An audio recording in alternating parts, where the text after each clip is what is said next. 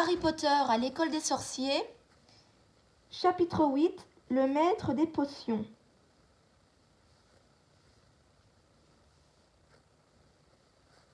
Là, regarde. Il y a à côté du grand type roux avec des lunettes. Tu as vu sa cicatrice? Le lendemain, Dès qu'il eut quitté le dortoir, Harry entendit murmurer sur son passage. Les élèves qui attendaient à la porte des salles de classe se levaient sur la pointe des pieds pour le voir ou revenaient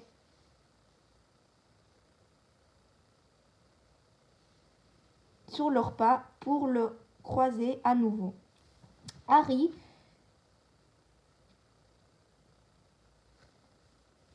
pensant pendant ce temps, essayait de trouver son chemin dans le labyrinthe du château. Il y avait 142 escaliers à Poudlard, des larges, des étroits, des courbes, des carrés, des délabrés. Certains avaient une ou deux marches escamotables qu'il fallait se souvenir d'enjamber pour ne pas tomber. Il y avait aussi les portes qui refusaient de s'ouvrir si on ne leur demandait pas poliment ou si on ne les chatouillait pas au bon endroit, et d'autres qui n'étaient que des pans du mur déguisés en portes. Il était aussi très difficile de se souvenir et les choses se trouvaient où les choses se trouvaient, car tout bougeait sans cesse. Les gens représentés sur les tableaux accrochés au mur passaient leur temps à se rendre visite les uns aux autres, et Harry était certain que les armures se promenaient parfois dans les couloirs. Quant aux fantômes, il ne facilitait pas la tâche. C'était toujours un choc et désagréable lorsque l'un d'eux traversait une porte au moment où on essayait de l'ouvrir. Quand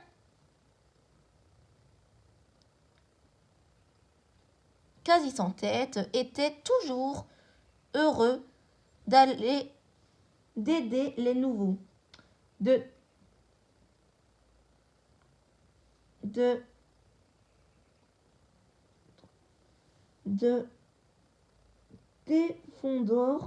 Gryffondor à trouver leur chemin. Mais Père Peeves, l'esprit frappeur, bombardait les nouveaux de morceaux de craie, tirait les tapis sous leurs pieds, renversait des corbeilles à papier sur leur tête ou se glissait silencieusement derrière eux et leur attrapait le nez en hurlant d'une voix seriane, mais pire encore que si de Peeves, si toutefois c'était possible. Il y avait Rogue. Le il y avait Argus Rusard, le concierge. Harry et Ron avaient réussi à se le mettre à dos dès le premier jour. Rusard les avait surpris alors qu'ils essayaient d'ouvrir une porte qui par malchance s'était révélée être l'entrée du couloir interdit du deuxième étage.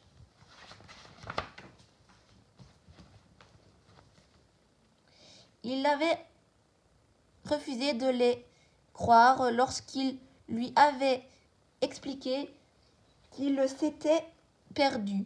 Il était convaincu qu'il avait tenté de la forcer exprès et il les avait menacés de les enfermer au cachot.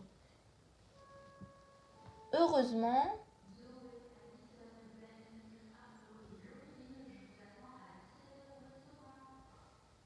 le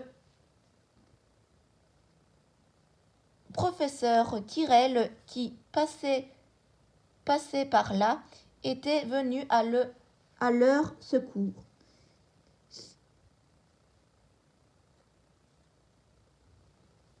Rusard avait une chatte qui s'appelait Mystaigne, une créature gisâtre et dégarnie avec des yeux globuleux qui brillaient comme des lampes à l'image de ceux de son maître. Elle sillonnait les couloirs toute seule et dès qu'elle voyait quelqu'un commettre la moindre faute, ne serait-ce que poser un orteil au-delà d'une ligne interdite, elle filait prévenir son maître, qui courait aussitôt en soufflant comme un bœuf. Rusard connaissait les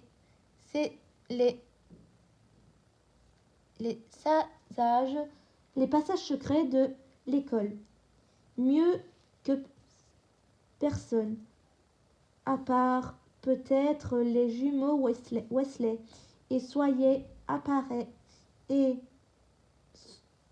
et pouvait apparaître aussi soudainement que l'un des fantômes. Tous les élèves le détestaient et nombre d'entre eux auraient été vives de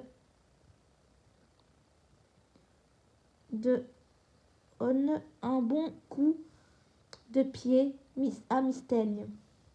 Lorsqu'on avait enfin réussi à trouver la salle de classe, il fallait arriver à suivre les cours et Harry découvrit très vite que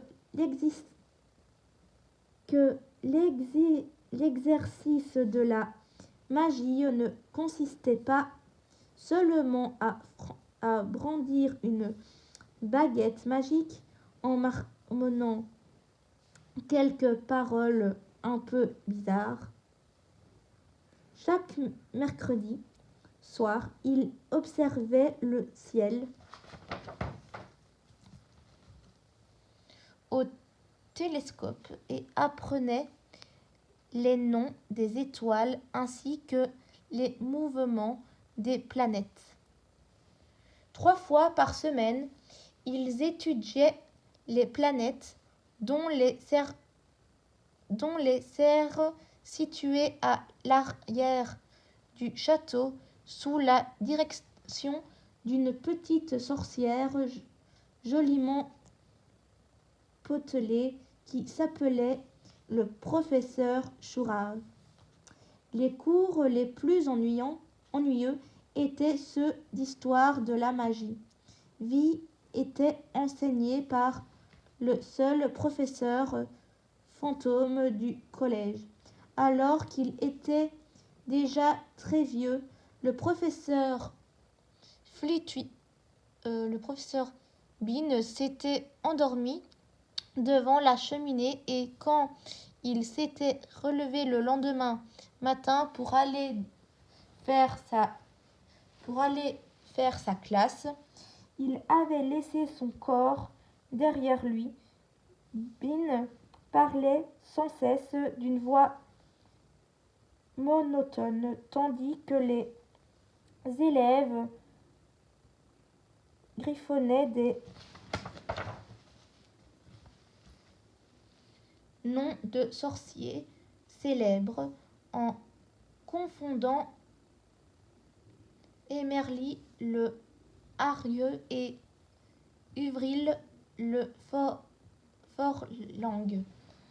Flitwick, le professeur d'enchantement, était un minuscule sorcier qui devait monter sur une pile de livres pour voir par-dessus son bureau. Au début de leur cours, pendant qu'il faisait l'appel, il poussa un petit cri aigu en voyant le nom de Harry et tomba à la renverse. Le professeur McGonagall était très différente. Harry avait vu juste, en pensant qu'il valait mieux éviter de la contrarier. Elle était stricte, intelligente et leur parla très directement dès le début du premier cours.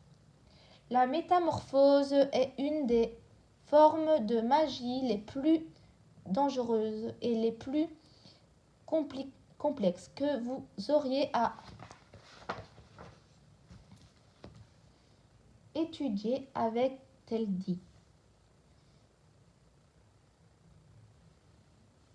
Quiconque fera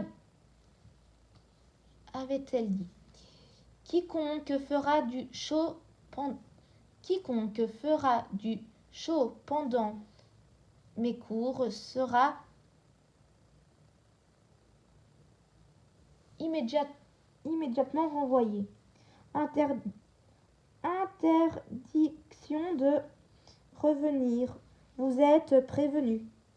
Elle avait alors changé son bureau en cochon, puis lui avait rendu sa forme d'origine.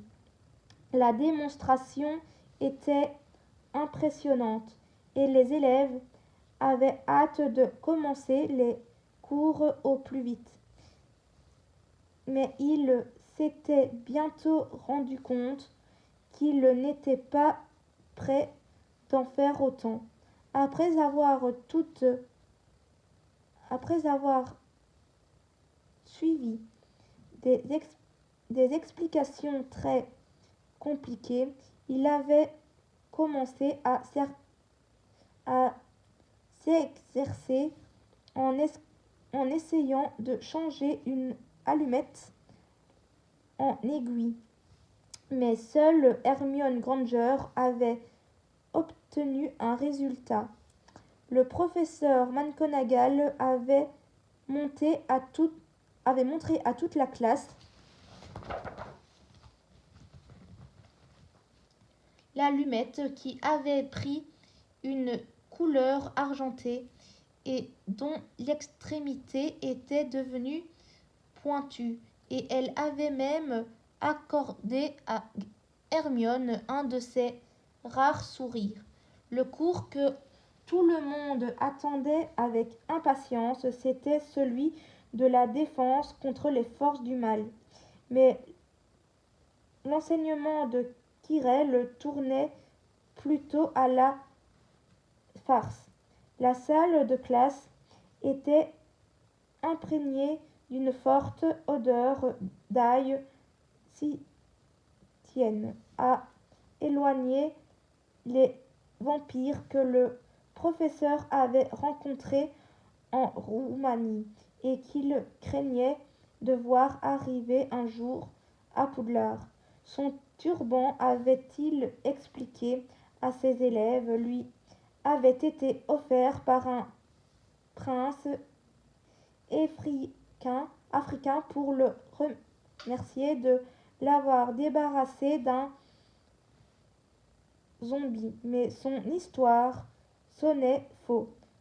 Kirel, en effet, avait été incapable de raconter comment il avait combattu le zombie. En plus, le turban dégageait la même odeur que la salle de classe. Ce qui avait fait dire aux jumeaux Wesley que le professeur l'avait rempli d'ail pour se protéger en permanence des vampires. Harry constata avec un grand soulagement qu'il n'avait guère de retard sur ses camarades. Nombre d'entre eux avaient également été élevés dans des familles de moldus, et tout comme lui, ne s'étaient jamais douté qu'il appartenait au monde de la sorcellerie. Il y avait tant de choses à apprendre que même quelqu'un comme Ron ne tirait pas grand avantage de son apparence à une vieille famille de sorciers. Le vendredi, Harry et Ron avaient trouvé tout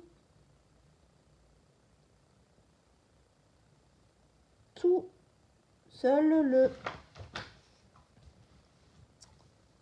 chemin de la grande salle où était servi le petit déjeuner. Qu'est-ce qu'on a aujourd'hui demanda Harry.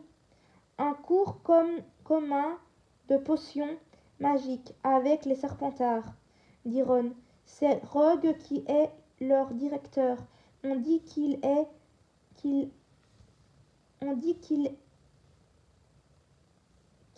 essaye toujours de les avantager. On verra bien si c'est vrai. J'aimerais bien que McGonagall ait envie de nous avantager, dit Harry. Le professeur McGonagall était la directrice des Gryffondors, ce qui ne l'avait pas empêché de leur donner une montagne de devoirs à faire. Au même moment, le courrier arriva. Harry s'était habitué à voir entrer chaque matin dans la grande salle, au moment du petit déjeuner, une centaine de hiboux qui tournoyaient au-dessus des tables en laissant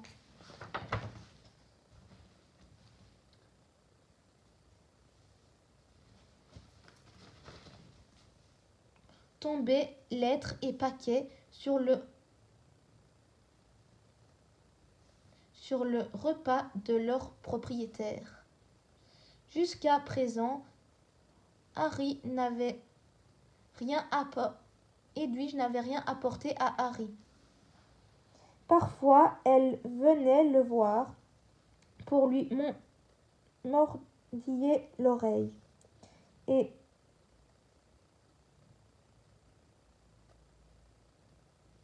grignoter un morceau de toast avant de retourner dans la volière réservée aux hiboux. Ce matin-là, cependant, elle vint voleter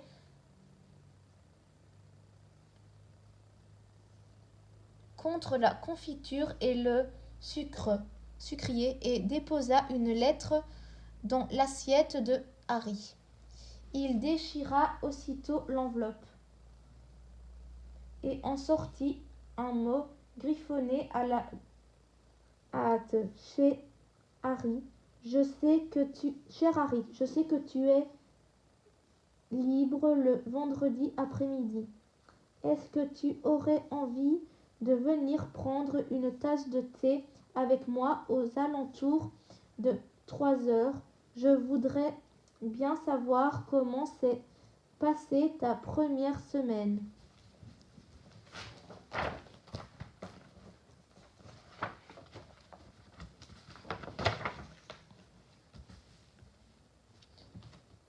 Réponds-moi en m'envoyant Edwige. Hagrid.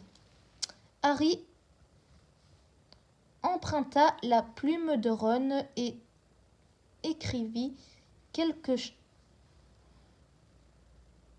rudement au dos du morceau de papier. D'accord, à tout à l'heure.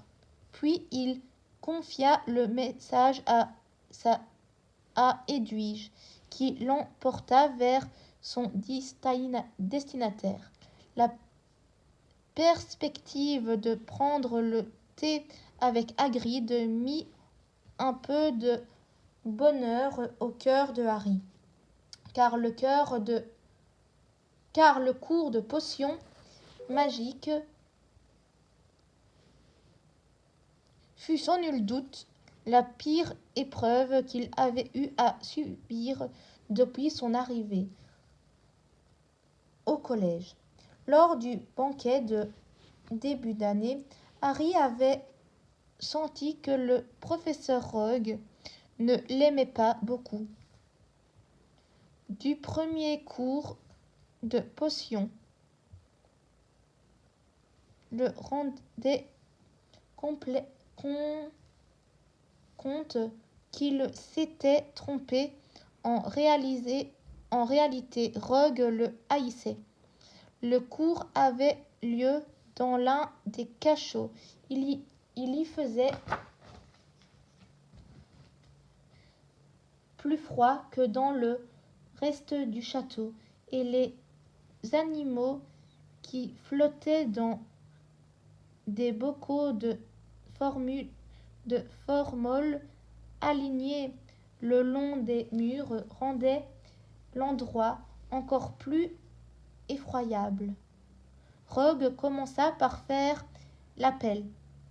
Lorsqu'il fut arrivé au nom de Harry, il marmonna. Il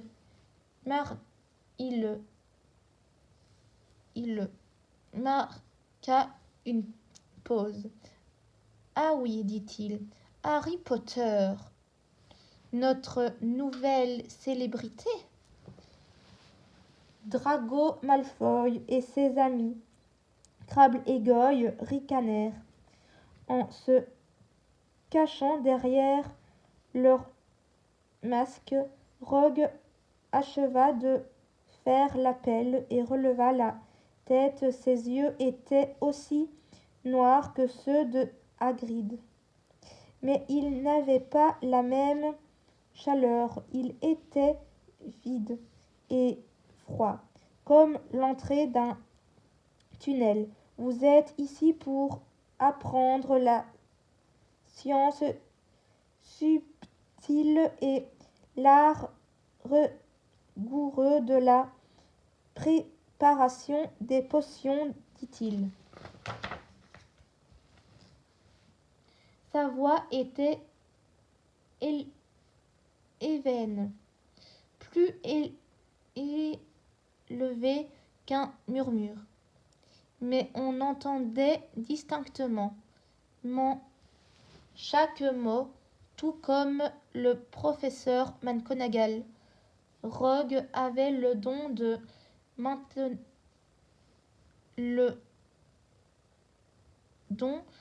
maintenir sans effort le silence dans une classe. Si on ne s'amuse pas à agiter des baguettes magiques, je m'attendais donc à ce que vous ne compreniez pas grand-chose à la beauté d'un chaudron qui bouillonne doucement, laissant échapper des volutes scientilène ni à la délicatesse d'un liquide qui s'insinue dans les veines d'un homme pour ensorceler peu à peu son esprit et lui emprisonner les sens. Je pourrais vous apprendre à mettre la gloire en bouteille, à destiller la grandeur et même à enfermer la mort dans un flacon. Si vous étiez autre chose que une de ces bandes de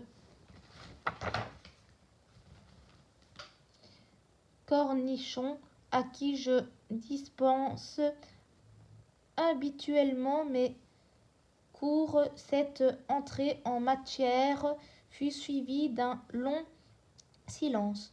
Harry et Ron échangèrent un regard en levant les sourcils. Hermione Granger était assise tout au bord de sa chaise et avait visiblement hâte de prouver qu'elle n'avait rien d'un cornichon. Potter, dit soudain Rogue, qu'est-ce que j'obtiens quand j'ôte de la racine d'asphodèle en poudre à une infusion d'armoise? Poudre de quoi? Infusion de quoi? Harry jeta un coup d'œil à Ron, qui parut aussi décontenancé que lui. La main d'Hermione s'était levée, à la vitesse d'un boulet de canon. Je ne sais pas, monsieur, répondit Harry. Rogue eut un risque méprisant. Apparemment, la célébrité n'est pas tout dans la vie, dit-il, sans prêter la moindre attention à la main levée d'Hermione. Essayons encore une fois. Potter, respire.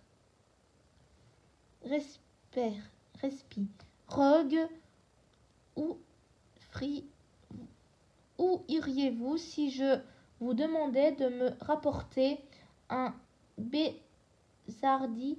Hermione leva à nouveau la main, comme si elle essayait de toucher le plafond. Mais Harry n'avait pas la moindre idée de ce que pouvait bien être un bézoard. Il essaya de ne pas regarder Malfoy, Crabbe et Goyle, qui étaient secoués d'un fou rire. Je ne sais pas, monsieur, dit-il. Vous n'avez quand même pas vous donné la peine d'ouvrir un de vos livres avant d'arriver ici, n'est-ce pas, Potter? Harry se força à ne pas baisser les yeux devant le regard glacé du professeur. En fait, il avait bel et bien ouvert ses livres quand il était encore chez les Dursley, mais Rogue ne pouvait pas exiger de lui qu'il ait retenu tout ce que contenaient les manuels intitulés Mille herbes et champignons magiques. Rogue ne faisait toujours pas attention à la main frémissante d'Hermione. Potter, reprit le professeur, quelle est la différence entre le nappe et le tulou? Cette fois, Hermione se leva, la main toujours tendue au-dessus de sa tête. Je ne sais pas, répondit Harry avec calme, mais je crois qu'Hermione le sait. Vous aurez peut-être plus de chance avec elle. Il y eut quelques rires. Rogue, en revanche, n'avait pas l'air content. Asseyez-vous, asseyez-vous, lança-t-il à Hermione. Pour votre information, Potter, sachant que le mélange d'asphodèle et d'armoise donne un somnifère aussi puissant qu'on l'appelle la goutte du mort vivant. Un bisoard est une pierre qu'on trouve dans l'estomac des crèves et qui constitue un enchaîne à la part des poissons. Quant aux nappes et aux tulous, il s'agit de la même plante que l'on connaît aussi sous le nom d'Axni. Alors, qu'est-ce que vous entendez pour prendre note? Il y eut un soudain bruissement de pluie et de parchemin, et votre impertinence coûtera un point à Gryffondor. Potter, ajouta Rogue. Il répartit alors les élèves deux par deux et leur fit préparer une potion destinée à soigner les fourroncles. Il passait et repassait parmi les élèves, sa longue cape noire flottant derrière lui, en les regardant percer des orties séchées et écraser les croches de serpents. Chacun eut droit à de sévères crisques sur Malfoy, pour qui il semblait éprouver de la sympathie. Brusquement, un nuage de fumée verte, accompagné d'un sifflement sonore, emplit le cachot. Neville Londubat s'était débrouillé pour faire fondre le chaudron de Siamus et leur potion se répandit sur le carrelage en rongeant les chaussures des élèves. Un instant plus tard, toute la classe était debout sur les tabourets et Neville aspirait de potion. Lorsque le chaudron avait fondu, gémissait de douleur, tandis que des furoncles lui poussaient sur les bras et les jambes. Imbécile, grogna Rogue en faisant disparaître d'un geste de la main la potion répandue sur le sol. J'imagine que vous avez ajouté les épines de porte-épic, de retirer le chaudron du feu. Neville pleurnichait et des furoncles lui poussaient à présent sur le nez. Emmenez-le à l'infirmerie, ordonna Rogue à Siamus. Puis il se tourna vers Harry et Ron, qui avaient préparé leur potion à côté de Neville. Potter, pourquoi ne lui avez-vous pas dit qu'il ne fallait pas ajouter les épines tout de suite? Vous pensez que s'il ratait sa potion, vous auriez plus brillé? En voilà qui a coûté un point de plus à Gryffondor. C'est tellement injuste que Harry ouvrit la bouche pour répliquer, mais Ron lui donna un petit coup de pied pour l'en dissuader.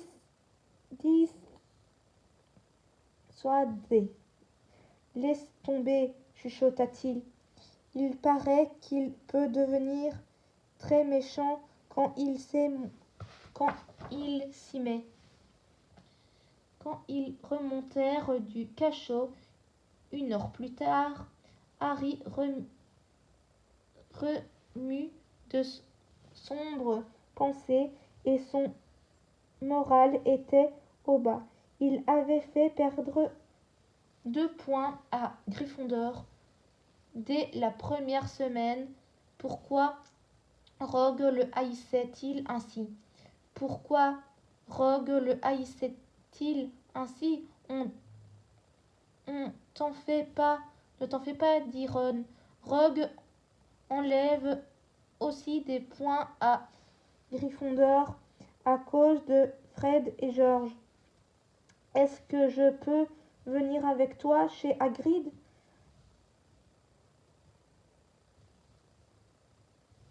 À 3h moins 5, ils quittèrent le château et traversèrent le parc. Hagrid habitait une petite maison de bois en bordure de la forêt interdite. Une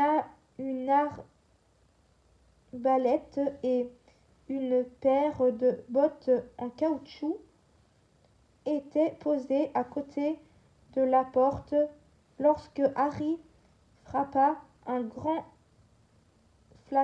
fracas retentit à l'intérieur de la maison.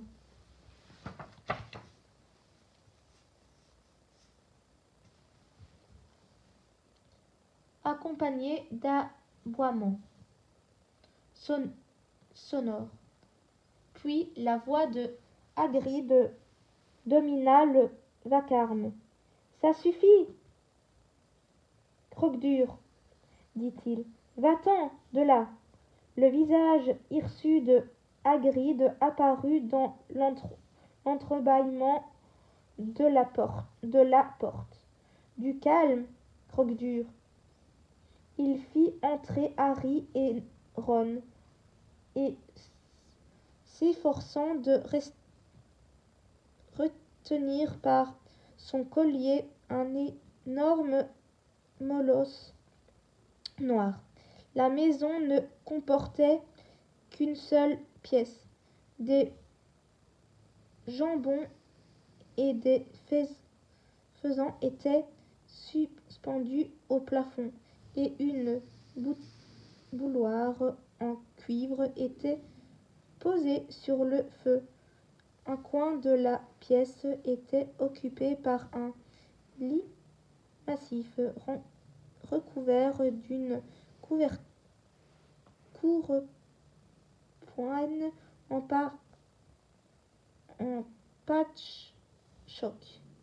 « Faites comme chez vous, » dit Hagrid en lâchant Croque-Dur, qui bondissait aussitôt sur Ron et Hermione. Entreprit de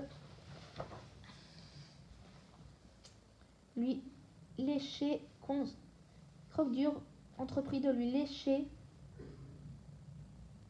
consciencieusement les oreilles.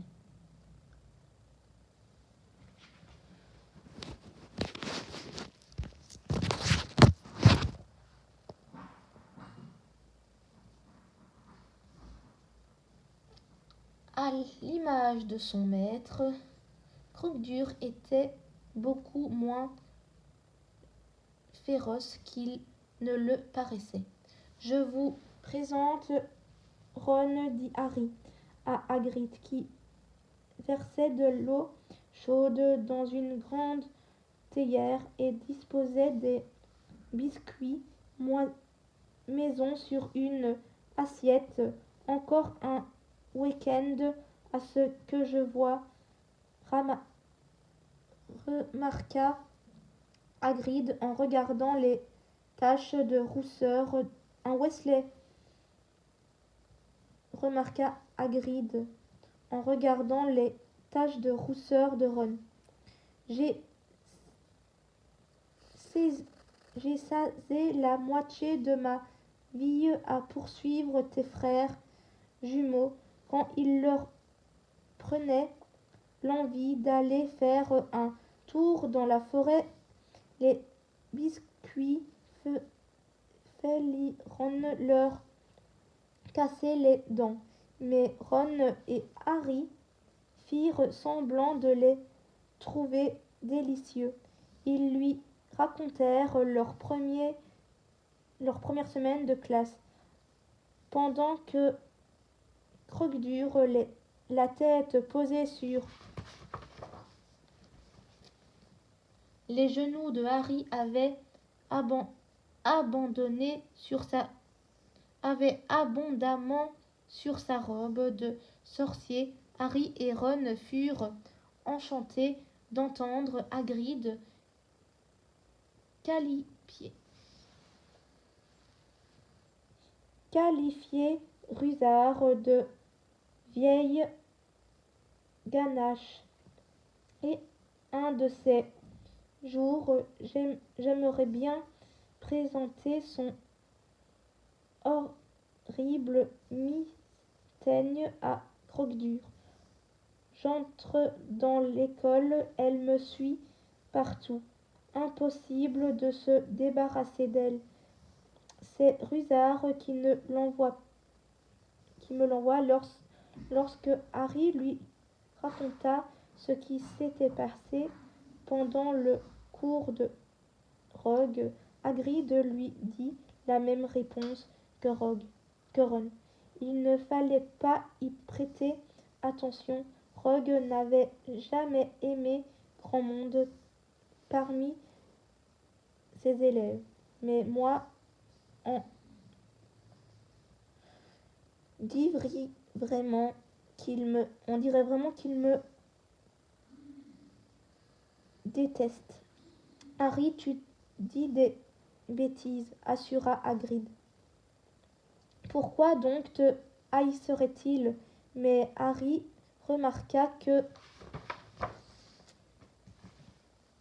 Hagrid avait détourné les yeux en disant cela. Comment va ton frère Charlie? Demanda Hagrid à Ron.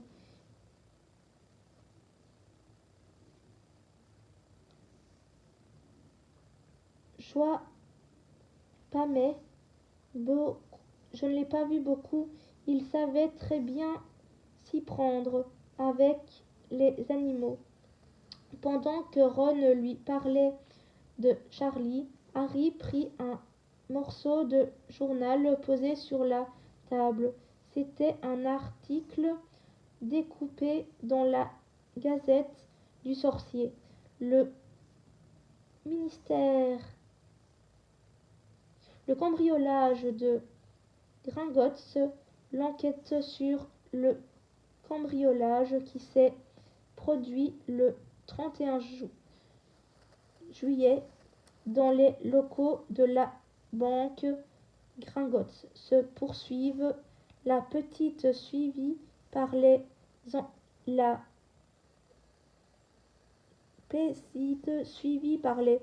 enquêteurs devrait les mener dans les milieux de la magie noire. Les gobelins de Gringotts ont répété que rien n'avait été volé. La chambre forte fracturée avait en effet été vidée le même jour,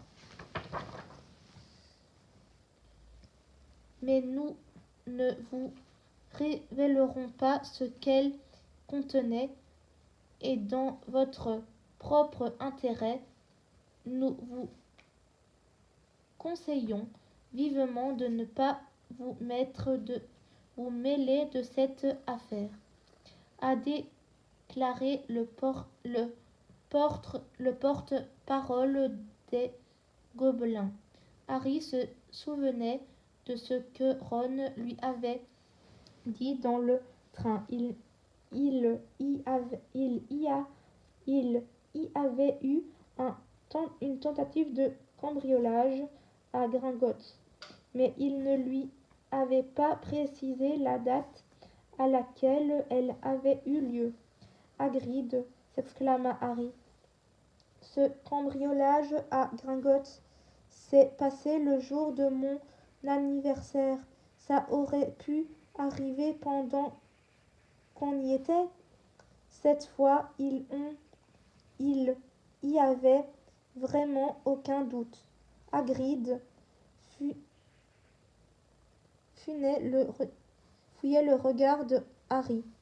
Il poussa un grognement et lui offrit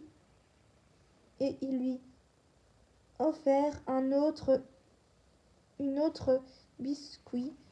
Il lui offra un autre biscuit. Harry relut l'article. La chambre forte fracturée avait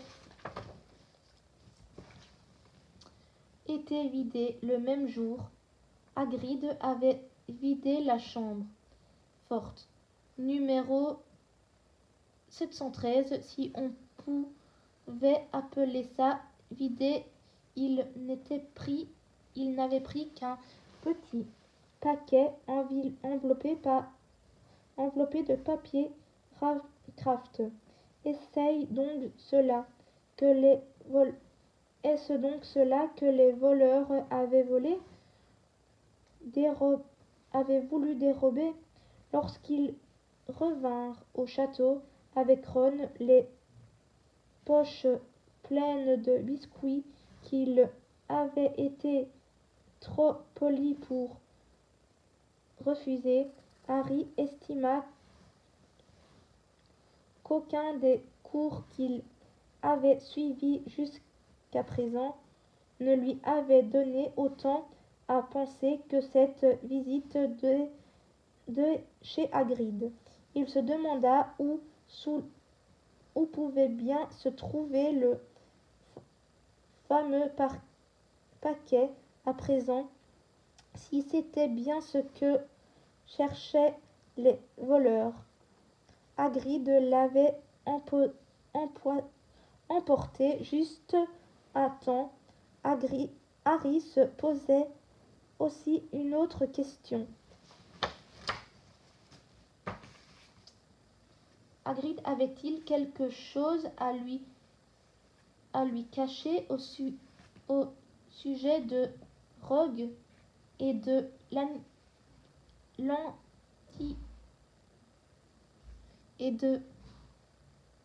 l'antirade qu'il lui avait manifesté?